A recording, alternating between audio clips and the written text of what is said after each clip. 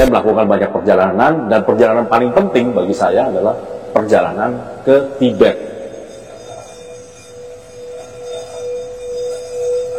Bersama teman-teman saya arsitek, ada Kris Warnoko, Jai Subiakto, dan teman saya seniman Enrico Soekarno. Sekembalinya dari Tibet, kami membuat buku namanya Tibet di Otak. Dan kami secara iseng-iseng minta Dalai Lama kasih kata sambutan. Dan ternyata kata sambutannya itu dijawab dengan waktu singkat. Yang mulia Dalai Lama, kami baru saja berkunjung ke negeri Anda. Negeri Anda sungguh indah dan menginspirasi, tapi tidak banyak bangsa kami, bangsa Indonesia, yang mengenal negeri Anda. Kami ingin menceritakan negeri Anda dari kacamata kami, kacamata orang Indonesia.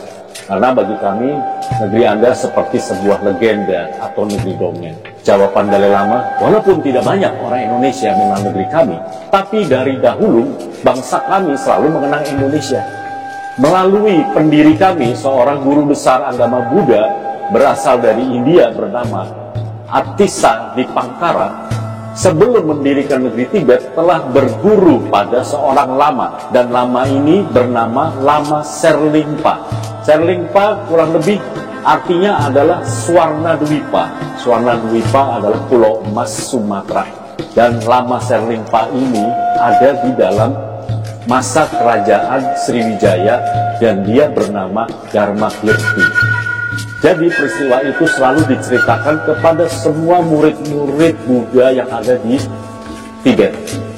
Jadi dari dahulu sampai sekarang tidak ada orang Tibet yang tidak mengenal Indonesia. Dan ini sangat memalukan bagi saya. Oh, ternyata saya sendiri nggak tahu siapa itu Dharmakirti. Artinya kita melupakan sejarah kita sendiri.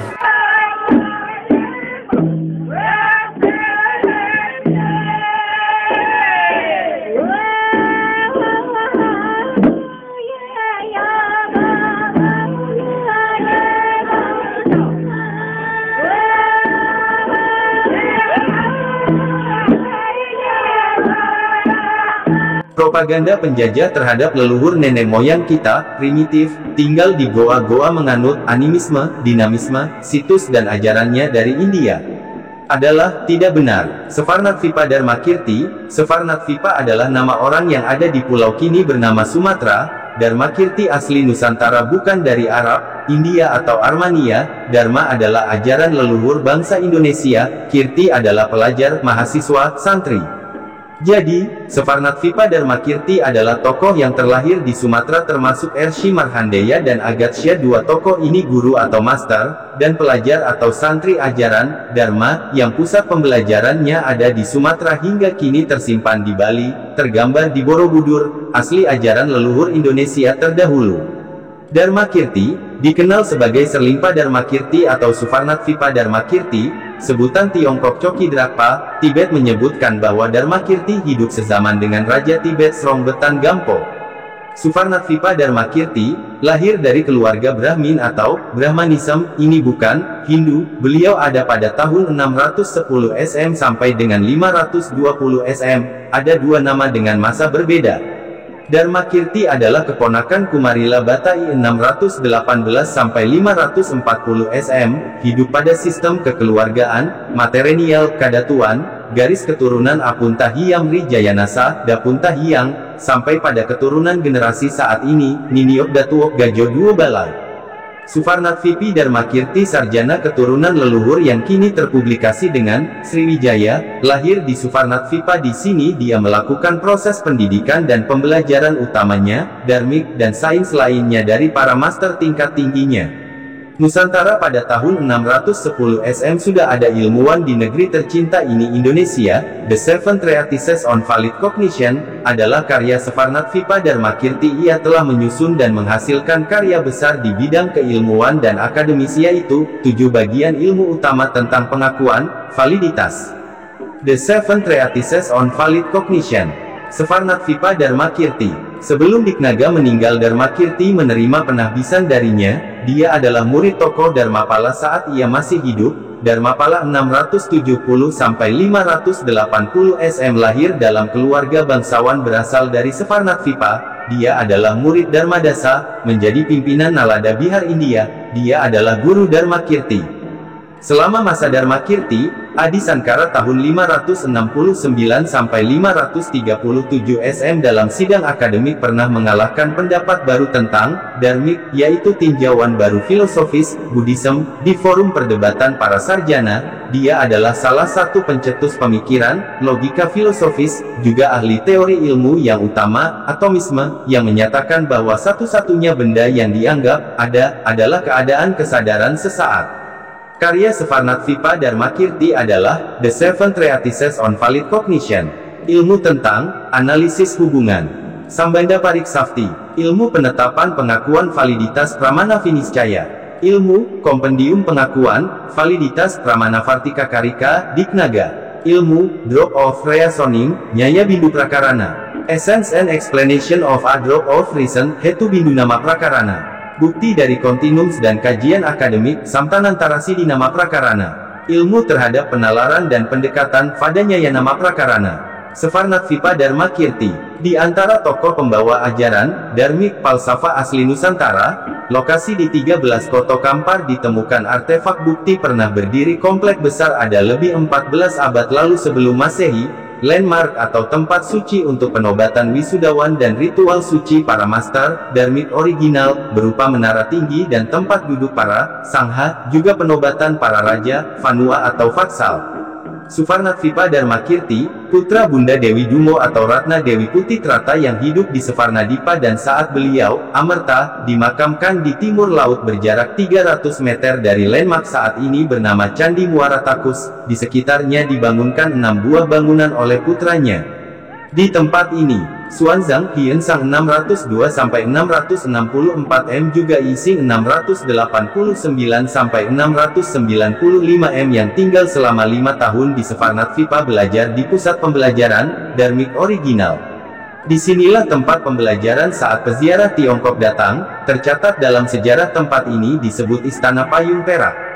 Ini adalah universitas tertua dunia yang bernama Dharmapala, pusat dari Nalada Bihar, India. Atisa Dipamkara Rijnana, asal Tibet, pergi ke Svarnadvipa Indonesia terdahulu untuk belajar falsafah dasar utama leluhur kita yaitu Dharmik original.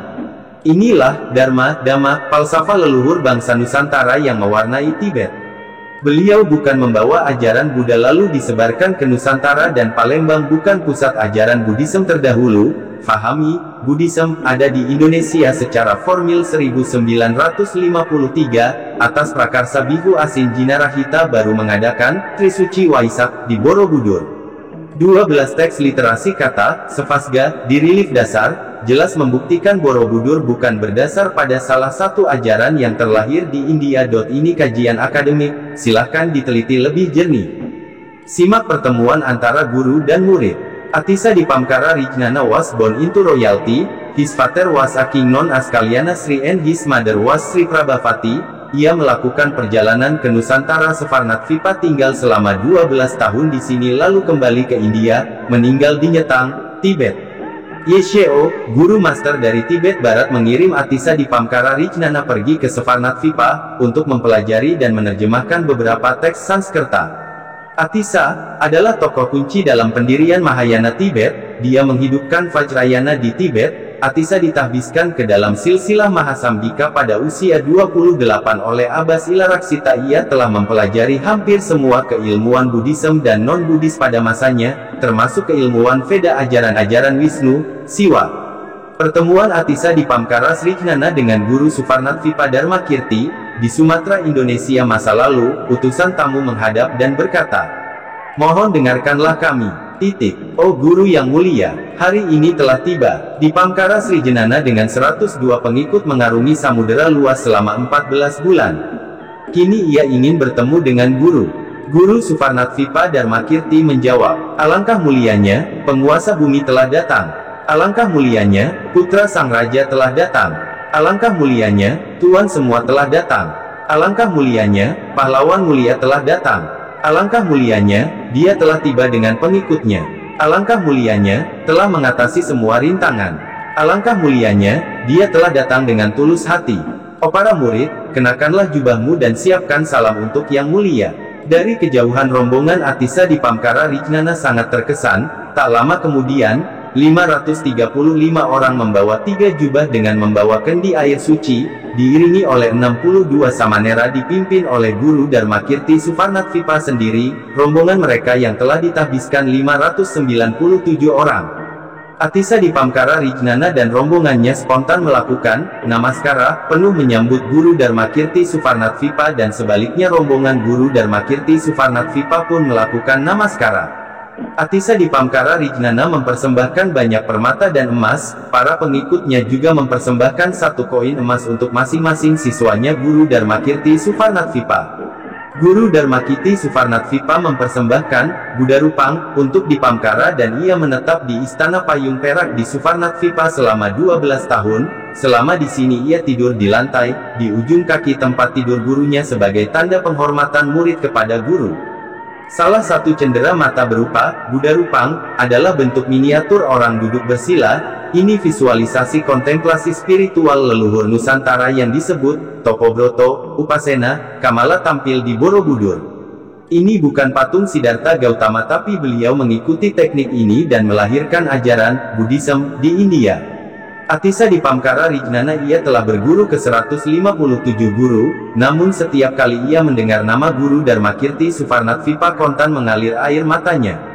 Perhatikan, inilah lokasi yang dikunjungi Fahien 399-414 m dan Giensang 602-664 m. Perhatikan kata pada tulisan catatan yang dimaksudnya.